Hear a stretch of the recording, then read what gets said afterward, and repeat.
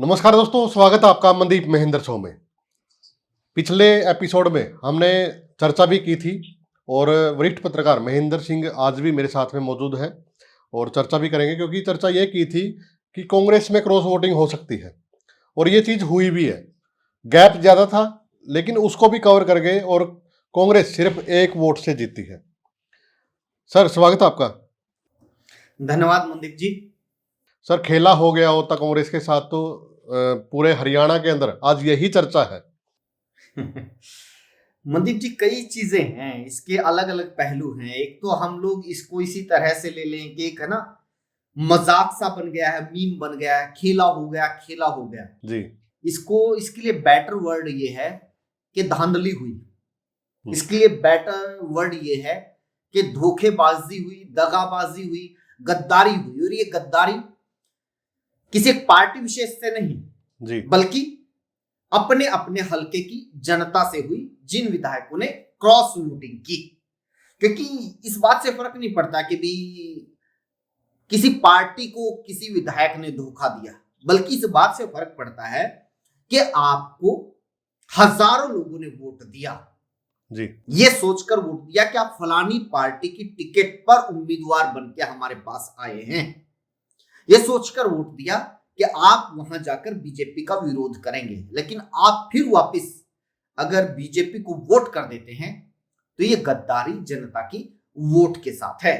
तो इसकी आलोचना होनी चाहिए, निंदा होनी चाहिए। दूसरा जी, अगर कोई पार्टी ये कोशिश करती है कि भी दूसरी पार्टी के विधायकों को प्रभावित किया जाए, हम प्रभावित शब्द का इस्तेमाल कर रहे हैं, जबकि जो कांग्रेस है वो खुलकर कह रही कि खरीद फरोख्त हुई।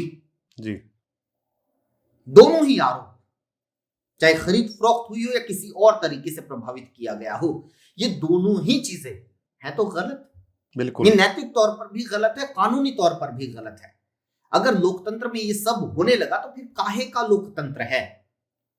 फिर तो सरकारी तंत्र है, फिर तो धन बल है, फिर तो सत्ता बल है, उसके हिसाब से चीजें चलेंगी। तो सबसे पहले तो निंदा इस चीज की होनी चाहिए और सभी को करनी चाहिए। ये खेला और जी वो हो गया, ये हो गया, इससे ना मजाक बन के रह जाती हैं चीजें, और लगभग लगभग मजाक सा तो बन ही गया है। ये कमाल है जी, राज्यसभा चुनाव में हर बार ये होता है जी, दो चुनाव में भी ऐसा हुआ। वोट कैंसिल करने के बहाने देखिए, ये कमाल क्या दिक्कत है भाई? आप है ना, चाहे ईवीएम पे करवा लो, वहां तो वीवीपैट लगा सकते हो। 90 वोट थी, क्या समस्या थी? तो क्यों नहीं होता सर ईवीएम पर चुनाव? क्यों नहीं होता राज्यसभा का? है जी, राज्यसभा का ईवीएम पर चुनाव क्यों नहीं होता? नहीं, बात ये तो विधायक मान जाएंगे क्या? ना विपक्ष वाले मानेंगे ना सत्ता वाले मानेंगे। एक्चुअली में क्या है, ईवीएम पे हो या ना हो बात ये नहीं है। बात ये है कि भाई मोटा माटी से किसी का भी फॉर्म देके, किसी की भी वोट देके ये समझ में आ जाता है कि इसने फलानी पार्टी को वोट दिया जी। उसके बाद आप उसमें नुक्ताचीनी निकालने लग जाओ कि देखो यहाँ पे ना छोटा सा टिक मार्क हो रखा, कैंसिल वोट। ये क्या बात हुई? देखो जी यहाँ पे ना थोड़ी सी स्याही अलग होगी, बाहर निकल गई, वोट कैंसिल। वो पेंसिल से फिल करना था, उसकी जगह टिक कर दिया, वोट कैंसिल। ये मजाक ही है ना जी। इसके साथ साथ एक लिस्ट भी वायरल हो रही है सर, जो जिन्होंने ये गड़बड़ की है ना विधायकों ने। इसमें शैली चौधरी, रेणुबाला, मोहम्मद इजराइल और मोहम्मद इलियास और जरनैल सिंह। तो ये एक लिस्ट भी वायरल हो रही है। कांग्रेस के सभी विधायक हैं और जो शैली चौधरी के हस्बैंड है उन्होंने तो इस्तीफा भी दिया है, थोड़ी देर पहले उनका इस्तीफा आया है। तो कैसे देख रहे हैं जी? उनके हस्बैंड का इस्तीफा आ गया है और ये मोटा माटी सी साफ सी स्थिति है कि भी उन्होंने क्रॉस वोटिंग की है। और ये जो 5 लोगों के नाम आ रहे हैं, इनमें से भी शायद किसी ने आगे आकर ना कहा हो कि भी मैंने नहीं किया ऐसा। यहां तक खबरें आ रही कि 4 तो ऐसे थे, क्योंकि जो मोबाइल जमा करवाना होता है वहां पर प्रक्रिया शुरू होने के बाद, तो 4 तो अपना मोबाइल वापस लेने भी नहीं आए, यहां तक कहा जा रहा है। तो ये लगभग लगभग मोटा माटी सी नाम है जो जनता के बीच चल रहे हैं, वायरल हो रहे हैं जी ये नाम ज्यादातर सच ही हो सकते हैं। जी बहुत उन्होंने हद तक इस उन्होंने बात के उन्होंने चांस है। जी रामकिशन गुर्जर जी ने जो इस्तीफा दिया है उसके बाद उन्होंने कहा कि शैली चौधरी ने वोट क्रॉस नहीं किया, बल्कि उनको बदनाम करने की नीयत से उनका नाम उछाला जा रहा है और इसलिए विरोध स्वरूप पार्टी पद से इस्तीफा दे रहे हैं। तो अब ये तो होगा ना, जी मतलब अब कौन बताएगा जाके, कौन कहेगा? अब ये सारे ही विधायक कहेंगे। अब जो जो इस्तीफा देंगे वो कहेंगे कि जी तो पार्टी ऐसी है, ये तो पार्टी वैसी है, ये है वो है। अब हजार कमियां कांग्रेस के भीतर गिनवाई जाएंगी।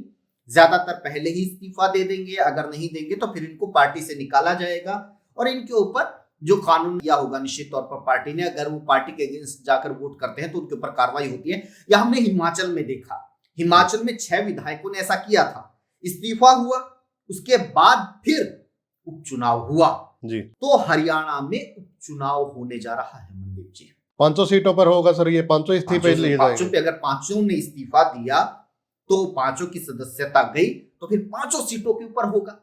जी मैं हुड्डा साहब की प्रेस कॉन्फ्रेंस सुन रहा था, अभी थोड़ी देर पहले प्रेस कॉन्फ्रेंस थी, तो उन्होंने कहा कि वो नाम तो सार्वजनिक नहीं करेंगे, वो हाईकमान का क्या करता है क्या नहीं, वो एक संगठन का फैसला होगा, लेकिन उनको एक नैतिकता के आधार पर इस्तीफा दे देना चाहिए। वो उन्होंने बात कही है ये चीजें। कुलदीप बिश्नोई ने पिछली बार क्रॉस वोटिंग की थी। हाँ उन्होंने उदाहरण दिया वोटिंग की हाँ। और अपने आप ही उन्होंने अपना नाम बताया, उजागर किया और फिर उन्होंने पार्टी से इस्तीफा दे दिया। ये नैतिकता भी कहती है और ये एक चलन भी रहा है। शायद उड़ीसा में तो कार्रवाई हुई है। हाँ जी 3 विधायकों ने इस्तीफा दिया है। हाँ तो अब इसमें अब हाईकमान को नाम पता चल गए हैं, अब उनको देर नहीं लगानी चाहिए सार्वजनिक करते हुए, क्योंकि अगर ये लोग इस्तीफा दे उससे पहले बताओ ना कि भाई ये है, नहीं तो फिर बात इस्तीफा देंगे और कहेंगे कि जी हमें तो बदनाम किया जा रहा था इसलिए हमने विरोध स्वरूप इस्तीफा दिया है। अब क्यों मौका देते हो? कांग्रेस हमेशा यही करती है। पिछली बार भी क्रॉस वोटिंग हुई थी, पिछली बार भी इसी तरह से कांग्रेस चुनाव हार गई थी। क्या हाईकमान को नहीं पता था कि किसने गड़बड़ की है? ये पता था, बावजूद इसके नहीं कार्रवाई हुई। जो उम्मीदवार थे कांग्रेस के उन्होंने किरण चौधरी का नाम लिया था, किरण चौधरी मना करती रही, तो हाईकमान को किसी पे तो भरोसा होगा, या तो अजय माकन जो आरोप लगा रहे हैं उनके ऊपर कार्रवाई कर देते, या फिर जिनके ऊपर आरोप लगा रहे हैं उनके ऊपर कार्रवाई कर देते, लेकिन नहीं किया गया। किरण चौधरी ने खुद पार्टी छोड़ी है, पार्टी ने उनको नहीं निकाला है, तो इसी वजह से उनका कद बढ़ता है ना बीजेपी में जाके जी। उनको राज्यसभा सीट मिलती है ना, उनकी बेटी को मंत्री पद मिलता है ना। अगर हाईकमान उनके ऊपर कार्रवाई करते हुए उनको पार्टी से निष्कासित करता तो फिर किरण चौधरी का बीजेपी के भीतर वो कद नहीं होता, लेकिन उन्होंने खुद पार्टी की सदस्यता को एक तरह से कहा जाए तो लात मारी है, उन्होंने खुद मारी है और फिर वो बीजेपी में गए तो उनका कद बड़ा हुआ, उनका प्रभाव बीजेपी के भीतर बड़ा हुआ जी। तो ये इस इंतजार में क्यों कांग्रेस बैठी हुई है? कम से कम आप नाम सार्वजनिक कर दो जी। इससे क्या होगा कि एक जनता का नैतिक दबाव भी तो पड़ेगा तमाम विधायकों के ऊपर कि वो खुद इस्तीफा दे। महेंद्र जी सिरसा से विधायक हैं गोकुल सेतिया, उन्होंने कहा कि पार्टी को नाम सार्वजनिक कर देने चाहिए, नहीं तो ये आगे जाके और बड़ा कांड करने वाले हैं कांग्रेस के साथ। और इसमें इसके साथ साथ बादली से विधायक हैं कुलदीप वत्स, उन्होंने कहा कि पार्टी ईमानदारी पे कभी ध्यान नहीं देती कि ये लोग ईमानदार हैं, लेकिन जो लोग गड़बड़ करते हैं उन पे कोई कार्रवाई भी नहीं करती है जी। सही बात है बिल्कुल। कब हुई कार्रवाई, कब की कांग्रेस ने कार्रवाई? क्या हाईकमान को पता नहीं होता? सारी चीजें पता होती हैं ना। तो ये इस तरह की क्रॉस वोटिंग के मामले में कार्रवाई होती अक्सर हम देखते हैं, और दूसरा ना इस बात पे कार्रवाई होती कि इलेक्शन के दौरान किस नेता ने आपकी पार्टी को नुकसान पहुंचाया, किस नेता की कैसी बयानबाजी से थी, उससे पार्टी को क्या क्या नुकसान हुआ। तो ये तमाम चीजें तो इन लोगों को दिख ही रही है, और अच्छी बात है कि अगर ये लोग खुल के बोल रहे हैं तो बोलना चाहिए बिल्कुल। तो अब ये पूरी की पूरी जो है गेंद हाईकमान के, राहुल गांधी के, मैं तो कहूंगा उनके पाले में है, क्योंकि बहुत बार ये होता है गांधी फैमिली या कांग्रेस वाले ये आरोप लगाते रहते हैं कि जी ईडी ने ऐसा कर दिया, सीबीआई ने ऐसा कर दिया, चुनाव आयोग ने ऐसा कर दिया, लेकिन यहां पर अपने विधायकों पर कार्रवाई करने से ना आपको चुनाव आयोग रोक रहा, ना ईडी रोक रही, ना सीबीआई रोक रही, ना मोदी रोक रहे। करो कार्रवाई, एग्जाम्पल सेट करो। अगर ये कार्रवाई पहले कर दी होती तो शायद आज ये नौबत ना आती। जी ये क्रॉस वोटिंग करने वाले विधायकों को शायद लग रहा होगा कि भी पहले आज तक कार्रवाई नहीं हुई तो अब क्यों होगी, बच जाएंगे हम लोग, या भरोसा दिया गया होगा इनको कि भी आप लोगों में तो कार्रवाई होती ही नहीं, जी तो आप क्यों चिंता कर रहे हो, करो वोट। जी। दीपेंद्र हुड्डा की थोड़ी देर पहले प्रेस कॉन्फ्रेंस थी, तो उन्होंने कहा कि शाम तक रिजल्ट सामने आ सकते हैं। हाँ, क्योंकि देखिए एक तो रिजल्ट आ ही गया है ना सामने, जी ये दिखने लगा है ना, ये तो प्रक्रिया के भी कहां कहां किन के ऊपर आरोप लग रहे हैं और उनको पार्टी से जाना पड़ेगा। अब इन लोगों में कई लोगों की ये भी वो रहेगी कि किसी न किसी तरह मना लिया जाए पार्टी को ही, या फिर ये होगा कि भाई जाना तो फिर बीजेपी में पड़ेगा। अगर वो पार्टी छोड़ते हैं, अपने पद से इस्तीफा देते हैं, जी तो उपचुनाव होगा, और उपचुनाव होगा तो क्या बीजेपी में उनके लिए टिकट है, इस बात का भी जुगाड़ उनको करना पड़ेगा। बिल्कुल, बिल्कुल।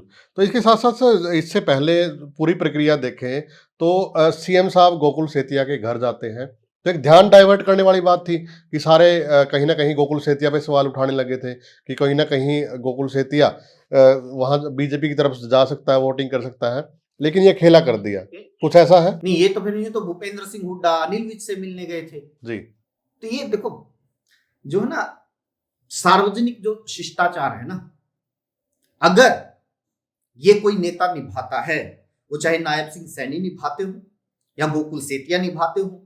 अब पिछले दिनों महिपाल ढांडा गए थे ना यहाँ जस्सी के यहाँ, जी, बिल्कुल गए थे।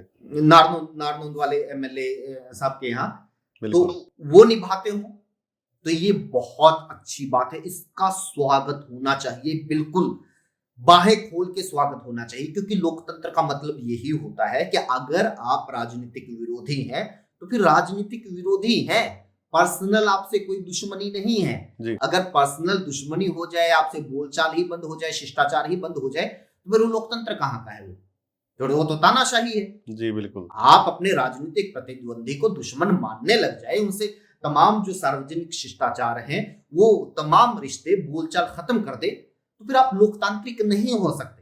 अगर गोकुल सेतिया ये करते हैं, वो सार्वजनिक शिष्टाचार निभाते हैं, और हरियाणा में ज्यादातर नेता निभाते हैं, मैंने ये देखा है, जी, क्योंकि मुख्यमंत्री का भी इस तरह का स्वभाव है, वो चले जाते हैं विपक्षियों के यहाँ भी, और बोलचाल भी उनकी ठीक ठाक सी रहती है। और विपक्ष के भी कई विधायक हैं जो उनमें उस तरह की कड़वाहट नहीं है जिस तरह की कड़वाहट हम राष्ट्रीय राजनीति में देख रहे हैं आज की तारीख में। जी। तो ये अच्छी बात है। जी सर, साथ के साथ एक हरियाणा के अंदर जो बातें चल रही थी ना सोशल मीडिया पे, जो ट्रोल किया जा रहा था, वो 5 विधायकों की एक जोड़ी है, उसको ट्रोल किया जा रहा था कि ये कुछ गड़बड़ कर सकते हैं, या फिर गोकुल सेतिया कुछ ना कुछ नाम आ रहा था, लेकिन जो नए नाम आए हैं ना, इन पे तो कोई चर्चा ही नहीं थी कि ये लोग कर सकते हैं। इससे ये पता चलता है मनदीप जी जी, कि ये जो सोशल मीडिया के ट्रोल होते हैं ना, हाँ, इनको कितनी जानकारी और कितनी समझ होती है। ये लोग कपड़े देख के जज करने वाले लोग हैं, और ये मानसिकता इतनी खतरनाक है, इतनी खतरनाक, और बरसों बरस से इस बात पे बहस हो रही है कि कपड़े देख के किसी को जज मत करो। कपड़े देख के जज कर रहे थे एक जमाने में गांधी को अंग्रेज, लेकिन उसी आधे नंगे फकीर ने अंग्रेजों को इस देश से निकलने पर मजबूर कर दिया। कपड़े देखकर कभी जज करते थे लड़कियों को, और आज भी करते हैं बहुत सारे लोग, कि अगर जींस पहनी है तो ऐसी होगी, ऐसी जींस पहनी तो ऐसी होगी, ऐसे कपड़े पहने तो ऐसी होगी। तो ये मानसिकता हमारे समाज में है, कपड़े देखकर अब जज करते हैं, एक्टिविटीज को देख के जज करते हैं कि भी देखो कहीं हंस बोल रहे हैं, कहीं घूम रहे हैं। तो बीजेपी की जो पूरी की पूरी आईटी सेल है, वो नेहरू को इसीलिए तो इसी तरह तो बदनाम करती है कि देखो जी किसी महिला के साथ सिगरेट पी रहे हैं, किसी महिला के साथ हंस रहे हैं, देखो जी वो तो सैर कर रहे हैं। तो ये क्या बात है, नॉर्मल इंसान है क्या महिलाओं के साथ बात नहीं कर सकता क्या?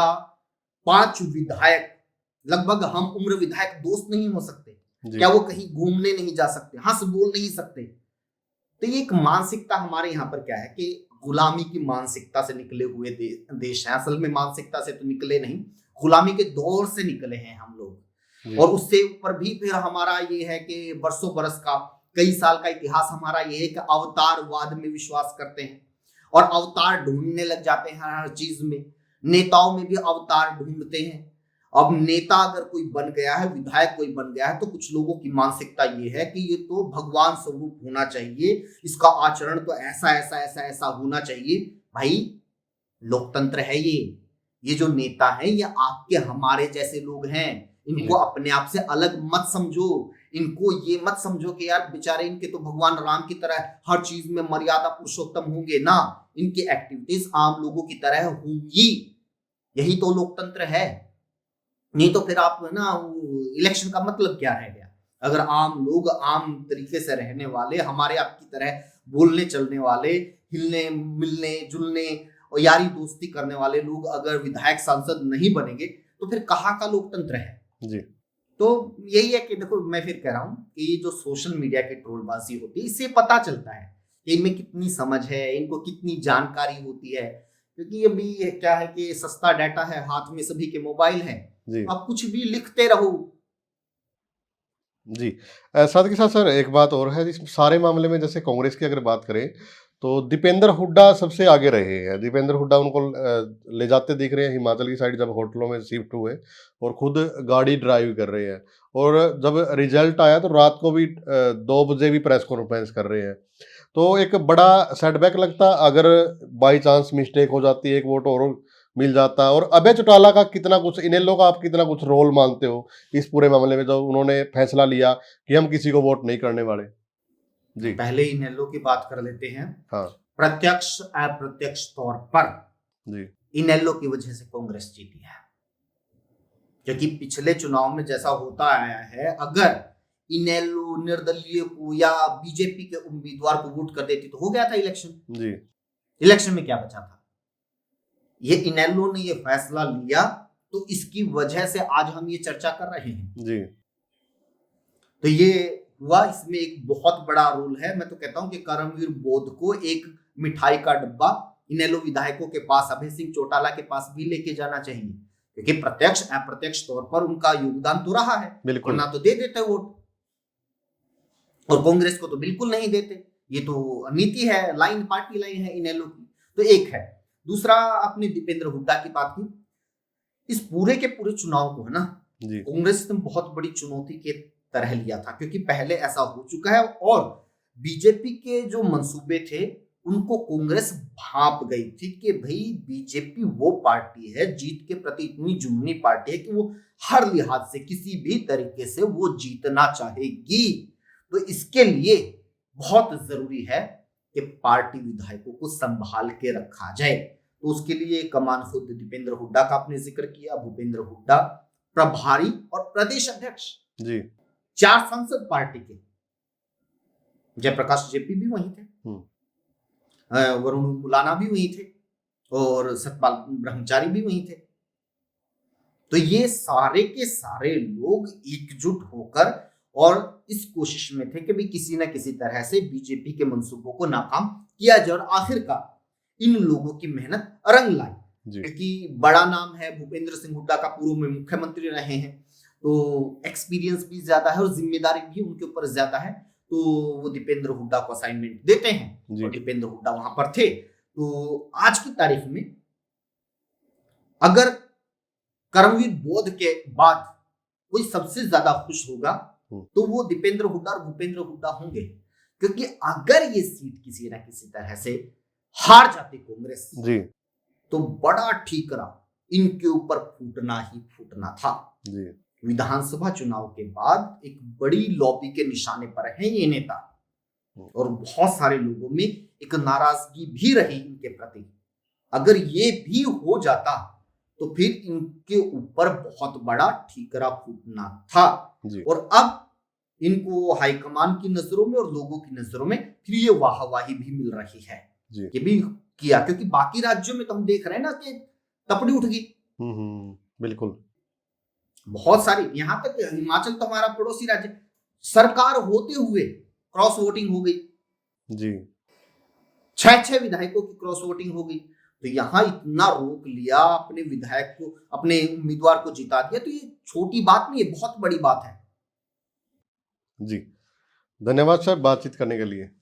तो वीडियो को ज़्यादा से ज़्यादा आप लोग शेयर भी करें और आप लोग भी बताएं कि अब इन 5 विधायकों का क्या होगा। क्या ये लोग इस्तीफा देंगे?